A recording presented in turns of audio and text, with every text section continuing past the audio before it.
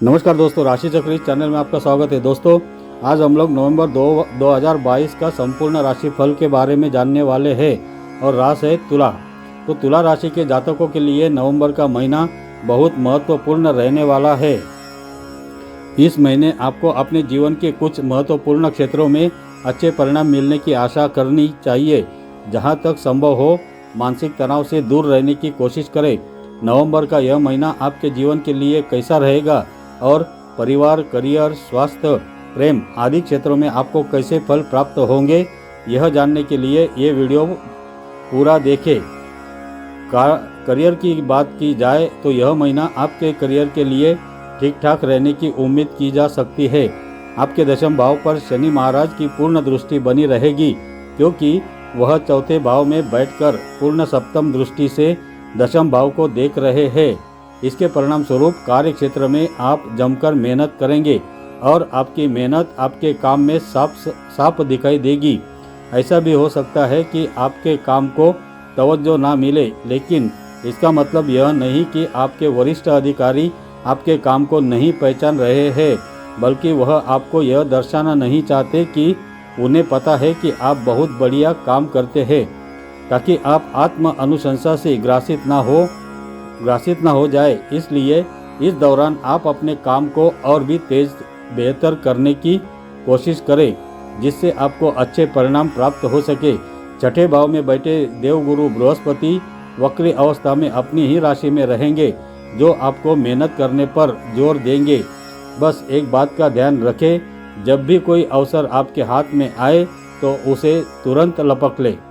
यदि आप कोई व्यापार करते हैं तो सप्तम भाव में उपस्थित राहु की दृष्टि व्यापार में उन्नति की राह आपको दिखाएगी और आप नए नए तरीके लगाकर अपने व्यापार को आगे बढ़ाने में सफलता अर्जित करेंगे।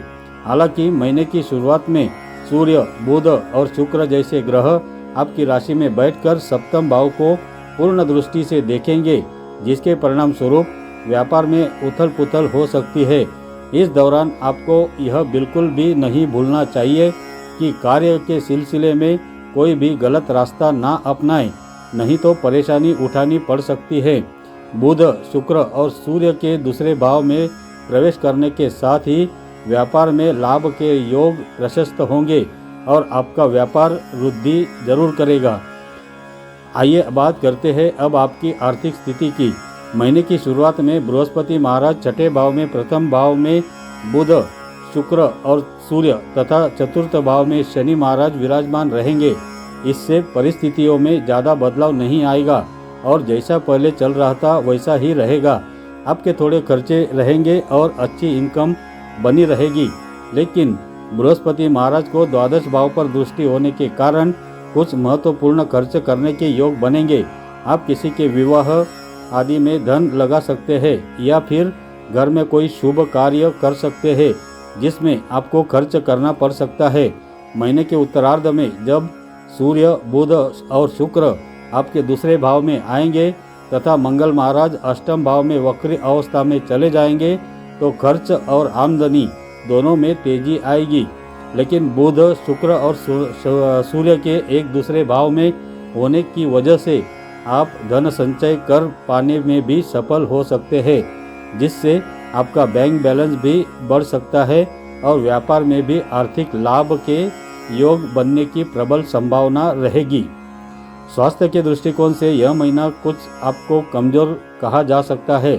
आपको अपने खानपान की आदतों में सुधार लाना होगा और एक अनुशासित तरीके से अपनी दिनचर्या को सुचारू बनाने का प्रयास करना होगा, तभी आप स्वयं को ठीक रख पाने में कामयाब रहेंगे। आप योगाभ्यास के द्वारा शरीर को अच्छा बनाने पर ध्यान केंद्रित करेंगे तो ज़्यादा लाभ होगा। यदि प्रेम संबंधी मामलों की बात करें तो पंचम भाव के स्वामी शनि महाराज पूरे महीने चतुर्थ भाव में विराजमान रहेंगे और पंचम भाव पर मुख्य रूप से किसी भी ग्रह की दृष्टि नहीं रहेगी, लेकिन पंचम भाव के स्वामी शनि महाराज पर महीने के पूर्वार्ध में मंगल महाराज की वक्री दृष्टि से देखेंगे।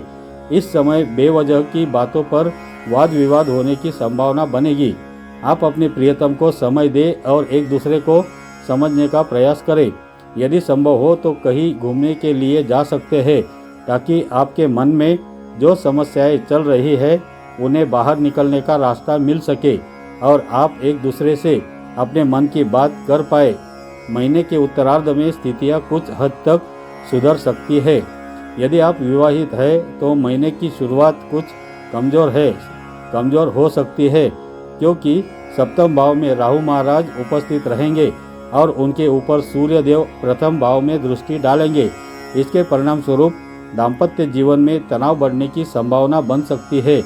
हालांकि बुध और शुक्र के प्रथम भाव से सप्तम भाव पर दृष्टि डालने के कारण आपके रिश्ते में थोड़ा प्रेम और रोमांस भी रहेगा। आइए अब बात करते हैं आपके पारिवारिक जीवन की। दूसरे भाव के स्वामी मंगल महाराज नवम भाव में वक्री अवस्था में विराजमान है।